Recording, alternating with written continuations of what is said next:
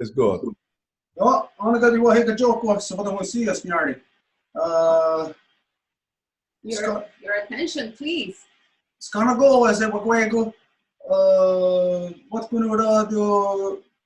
The Kahnawake ne Kanienkehaka. And we give you the greetings and great peace to every one of you. And please be welcome to the Kanienkehaka territory on Turtle Island, what you know as Mohawk. Well, because he does real, you just go and know you don't just going to start or not that early. They tell you what I'll do. Karunga got your guess. Yet you saw us a tank of Garapa, then yet in the start, you won't get on a way to Scott and Karunga. And we do the opening as we usually do when we gather, and we always give thanks to our origins. And we start by Sky Woman, who is the open body of the sky. When we look in the nighttime realm and we see her stars, that's her body, and she gives us our spirit. Then we give thanks to our grandmother Moon, who is our beating heart, the beating heart of our Mother Earth. And then we also give thanks to our Mother Earth, and she is the one that is our mom to us all, regardless of what color or what race or what language we are. They tell you what I'll do, a Guegu Ganungwe. They tell you what I'll do, a Guetini Ganyata Gerda, and a Guego Onopasuma. And then we give thanks to all of the women, from the newest born baby girl to the eldest of the grandmothers, because they are all the mothers of our nations. And then we give thanks to all of the waters and all of the medicines in every shape and form that they present to us. They you know what I'll do, yet he sought the gunhan there on the headstone. I'm going to go read already how it way. I okay out again, had Damdawe or the wheel. Gary would what he shows to that down on Kazakhstan. Damdawe or on Hetzera and Ganungwe. And we ask the good spirit of our ancestors, those who carry the good mind, to assist us and help us to bring back the true spirit and power of our mothers, and to bring the spirit of the great love, peace, and the freedom. Okay, today we're going to share something that has been an ancient knowledge that the Kanienkehaka have held on to from the beginnings of time. Oh yeah, I'm waiting for translation, sorry. Waiting for translation. Okay, anyways, just to let you know that there may be a couple of bumps. Of all times this morning, my horse broke loose, and she's out there running around right now. She hasn't broke loose in over 20 years, so we just happen to have this crazy kind of emergency happening right now. So anyways, we might experience a few bumps along the way. Okay, what we're going to do is we're going to share with you the knowledge of our grandmother Moon in relations to our Mother Earth, all the women, and to our eldest brother, the Sun. As we go along, there is Tura Wampum liaison with us, Angel. She is going to be providing different images, so those things may be a little slow. She's just going to be listening to what I'm saying, so she's going to do the best that she can. Yeah, okay, we're just going to get started. So the relationship between our Mother Earth, our eldest brother, the Sun, and our grandmother Moon is that of course, as you all know, that she regulates the flow of the tides on our Mother Earth. She regulates the flow of the lifeblood. So what we're going to identify is how she is the beating heart of our Mother Earth. As you know, our grandmother Moon, our Mother Earth rotates around the Sun, and she rotates on her axis. But as you may know, that our grandmother Moon does in fact go around our Mother Earth, but she does not rotate on her axis. So there is always only one face that is facing us all the time. And then when that face is in a new moon phase, this is where the moon cycle begins, in new moon. So in new moon, as you know, you cannot see our grandmother Moon. So what happened in the beginning as how she started to spin, how she started to rotate, go around our Mother Earth, is that from the heat of our eldest brother, the Sun, that as you know, that when you are closer to a heat source, that when you are like on a hot sunny day, you know that you are sweating. How is it that you are sweating? That's because your pores are opening because of the heat. Because of the heat, your pores expand. So this is the same with all things. As you know, any inanimate object, if you put heat onto apply it to a piece of metal, you know that that metal is going to expand.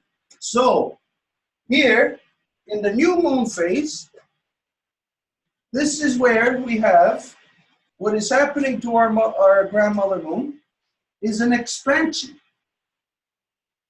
She is expanding because of her proximity, or her, in relation to our Mother Earth, the proximity to our eldest brother, the sun. So when she is in the new moon, the face that is facing our eldest brother, the sun, is getting super hot. It's getting heated. And again, like anything that gets heated, it expands. So the far side of the moon is expanding. And so how this began the process of our grandmother moon rotating around our Mother Earth is that you would figure that when it heats up, that it would be pushed away from the sun. And if that was the case, then you know that it would push into our Mother Earth.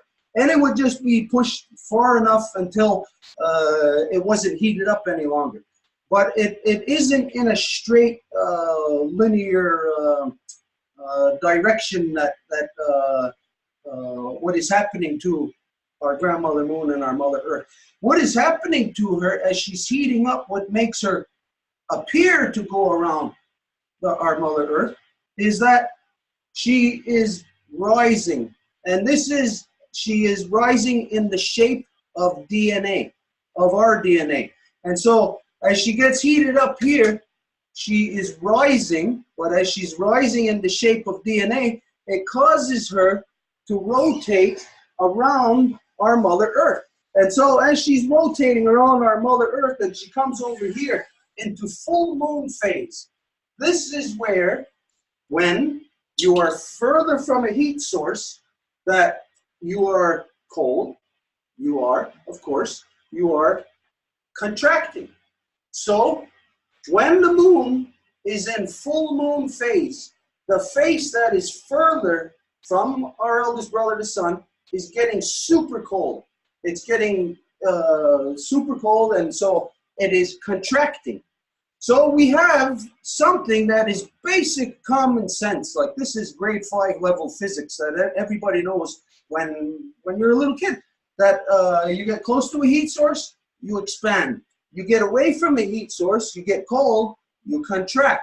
So right here is something very simple to understand about our grandmother moon, is that her reactions to our eldest brother, the sun, in relation to how she's traveled around the earth, causes her to get super hot, causes her to get super cold. Now the distance, as you may know, the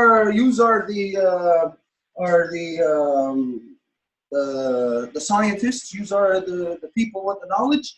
As you know, that the far side of our grandmother moon, when she is in new moon phase, to the far side of our grandmother moon when she's in full moon phase, is approximately 800,000 kilometers or miles. Now, to me, it doesn't really matter, but if this is of great importance to you, I'm sure that any of you can figure this out or have access to this knowledge.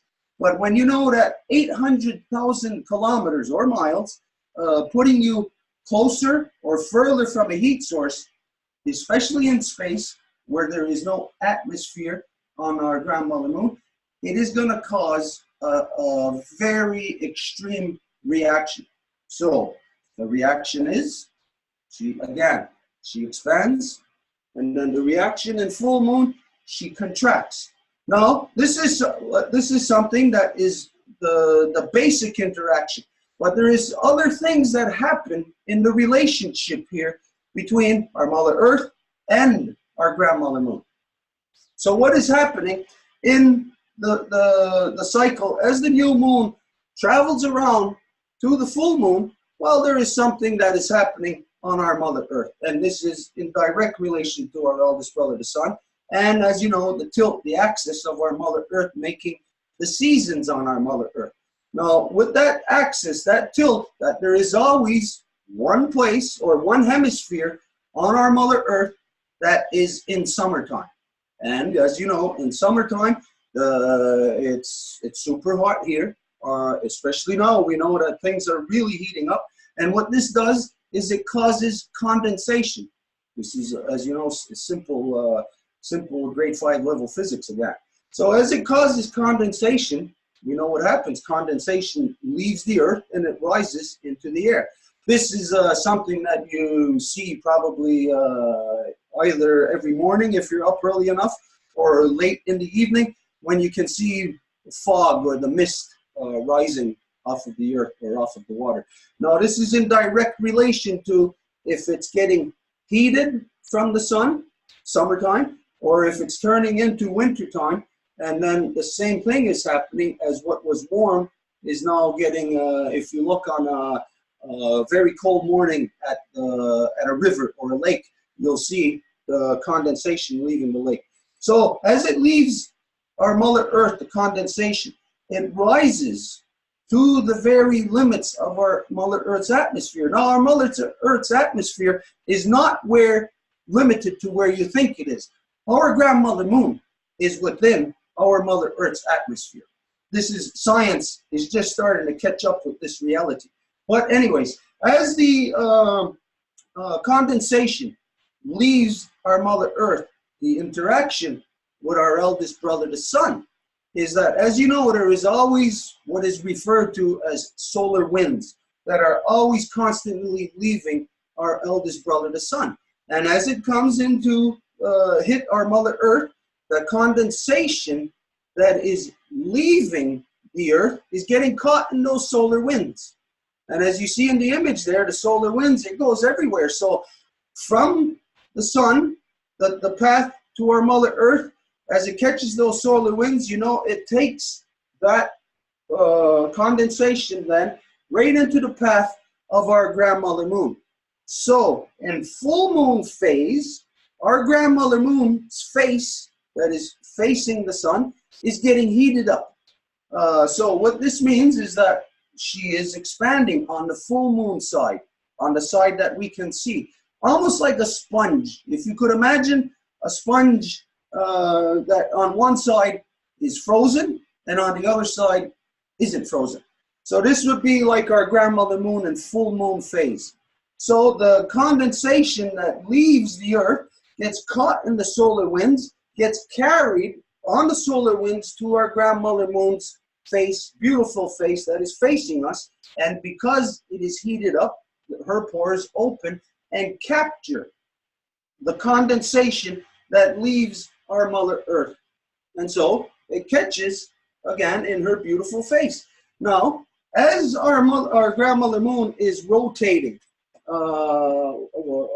rotating around our Mother Earth, she is traveling at approximately 10,348 miles or kilometers. Again, I'm not an expert in this area, but anybody can figure this out. But we know it is a very high rate of speed that our grandmother moon is going around our Mother Earth. So you can figure that out if it's 10,438 miles, whatever. But the fact is that if you're rotating at 10,000 miles or kilometers an hour, that is a very high rate of speed. And just like when you were a kid and somebody picked you up by the hands and spun you around, what happens at that high rate of speed is you feel a force.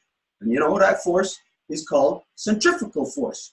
When something is rotating, it's the same concept as when they put blood in a centrifuge, you know, to take out any impurities. So our grandmother moon is a centrifuge. So as she catches the condensation from our Mother Earth, she is traveling around this way, around our Mother Earth. And what this means is that slowly there is a change in her where the heat from the sun is penetrating her. It is penetrating at different places. So there is actually a rotation to our grandmother moon. It is not a physical rotation, but because of how she is linked solid to our Mother Earth, when she goes around like this, the parts that are exposed to the sun are always different. It's a different side of her. So the rotation is internal. It's a heat signature. It is the heat that rotates inside of her. And that heat that started rotating inside of her is what caused her to rotate, and then is what kick-started our Mother Earth rotating. So to get back to the centrifuge, as she comes back over here to new moon, what is happening is that now the face that was once cold is now getting super hot. So the side that was cold, again, like a frozen sponge, like one side of the sponge that is frozen, and now over here in the new moon, that sponge is getting unfrozen.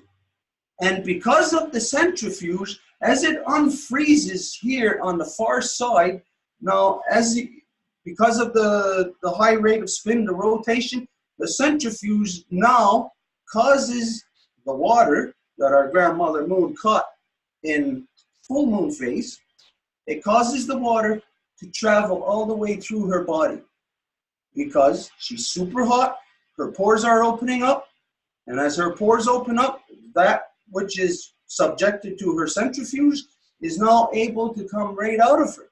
And as it comes out of her beautiful face, that water again in turn gets caught in the solar winds of our eldest brother, the sun, and returns back to our Mother Earth.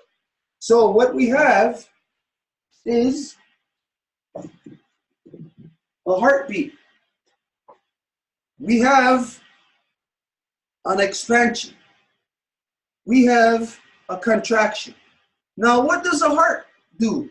We know that the heart muscles only do one thing. They expand and they contract. And as a matter of fact, as you look at the model that Angel has put up here, that you can see that, well, one side of the heart is for contraction, one side of the heart is for expansion. And so we know that expansion in the heart makes a sound, and it sounds like this. Well, my drum is a little bit dead. Condensation we have here, that's why. So when the heart pumps out the blood into the body from the main artery, look, boom. When it pumps it back in, boom. So the sound, what our grandmother moon makes when she is in full new moon is boom, where the blood is getting pumped out. When she's in full moon phase, pumping the blood back in, she makes that sound. So the sound that our grandmother moon makes is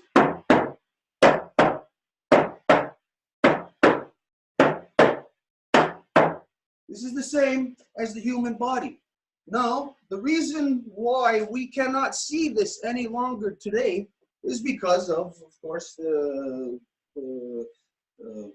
craziness that has befallen all humanity is that we have forgotten our original instruction. And in forgetting our original instruction, we forget what our relationship is to our Mother Earth, to our grandmother moon, to our eldest brother, the sun, where now, today, nobody even knows what phase of the moon that we are in. Nobody even knows that when the moon is in half moon, that this is when, in the half moon phases, well, quarter moon, but what looks like a half moon, well, in those half moon phases, this is the equivalent in the human heart when the valves open and close. And as a matter of fact, as you probably know, that it's even referred to in the heart, in the, I forget where it is in the heart, but in the valves, that they are identified as lunar valves. They're identified as lunar valves because they look like the half moon, like the crescent moon. Because the fact is that how our heart works, boom, the valves open up and the heart pumps out, boom. Our grandmother moon does the same thing when she is in the quarter phases for closing and opening.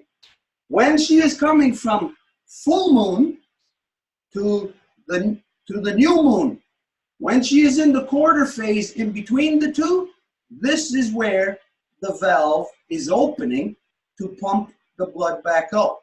Because, again, when our grandmother moon picks up the blood, the water from our mother earth in full moon, again, when she is traveling around, because of the centrifuge, all of that water is being passed through her body.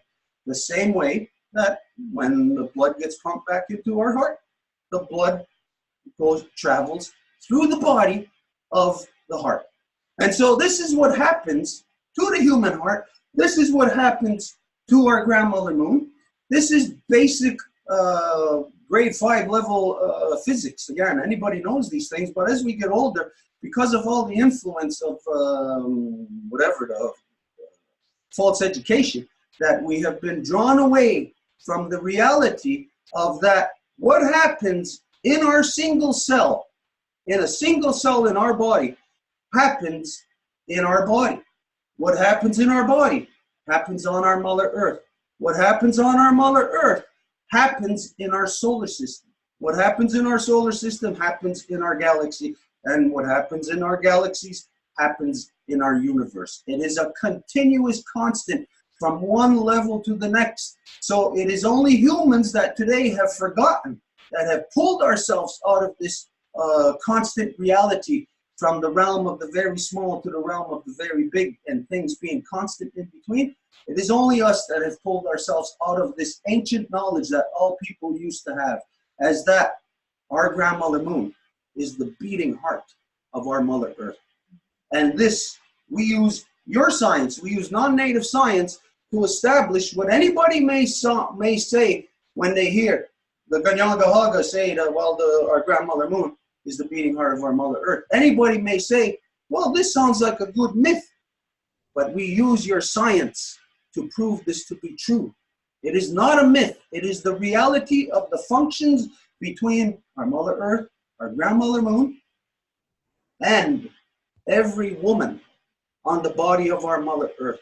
Because it is the women on the body of our Mother Earth who filter that water, who filter that blood that travels from the earth to our grandmother moon through all the women. And it is the woman's moons that keep our Mother Earth in balance. So every woman on our Mother Earth, when she experiences her moon, when a young girl experiences her first moon, she is working directly with the powers of our Mother Earth and our grandmother moon. And it is the women then, through that process, that bring balance and harmony to the people.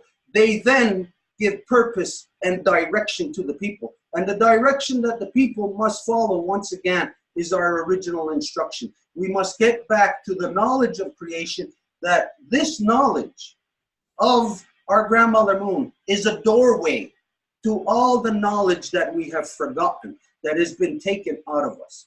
Because this knowledge challenges everything that modern science tells you. Modern science tells you that our grandmother moon is a cold, dead, lifeless place. This is a lie. They say this because they utilize that as the impetus to getting everyone on Earth to agree to an economic assault on our grandmother moon.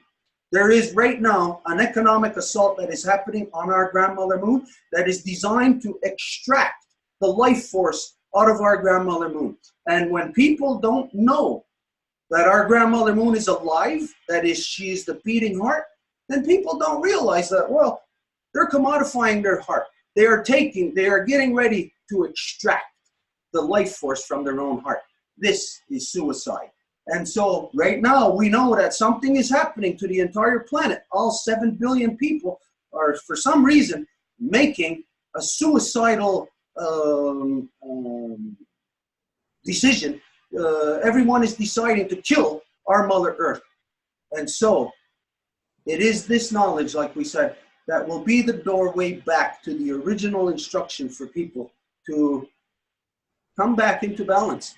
To first off, pull ourselves out of the craziness of male dominance, the imbalance of male dominance, and return our mothers back to their natural seat of authority within all our peoples so they can manage us properly once again. When the women are managing the people based on this relationship between our Mother Earth, our grandmother Moon, from the newest born baby girl to the eldest grandmother, then the people will be living in balance once again. When we listen to our authority is our mother. So we listen to our mothers who represent our Mother Earth and this process. So this is what we have to offer to you today. Of course, the teachings are much more than this. There is much more than that to it, but this is the basics. So I say, Nyawagoa, we are very happy. We're very proud to be sharing this with you. Very happy for this opportunity.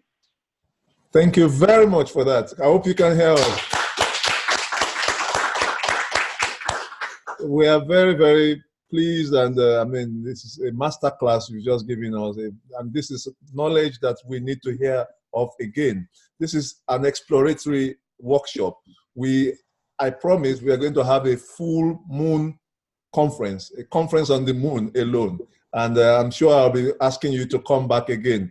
Thank you very much for this. We appreciate it. And I would have loved to have, does anybody have a compelling question? No, okay, because we're also sharing the hall and people are coming in. I definitely will need you again. And I remember you say you don't travel by hair, so it might have to be done this same way again. And I promise you more time to explain and also more time for interaction between you and the audience. Thank you very much. We are very much obliged. Another round of applause for them, please. Okay, if you don't mind, as we did an opening, we also have to do a closing. Okay. So just for you to keep in mind that all the stuff that we did share today, this is, again, it's basic grade 5 level physics. It's stuff that you learn even before you're in school. But somehow our minds have had this stuff erased from us. So in the closing, we ask, again, our ancestors who carried the good mind to help us to bring back from our past that which we lost. Because the fact is that our future lies in our past.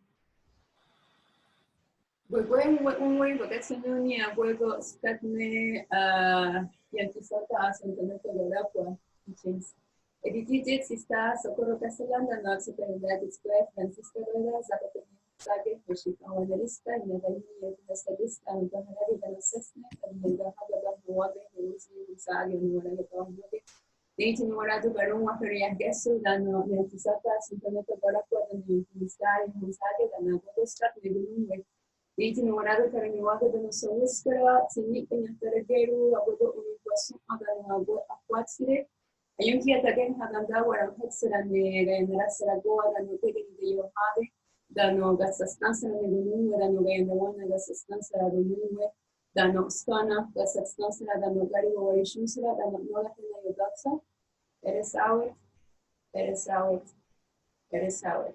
Dogari na yotan suwa niguna. And now we gotta go try to get my horse that escaped. All right, thank you very much. I'll be in touch. We'll keep you updated on our horse. Yeah, please, good luck on that. I hope you find it. All right, bye.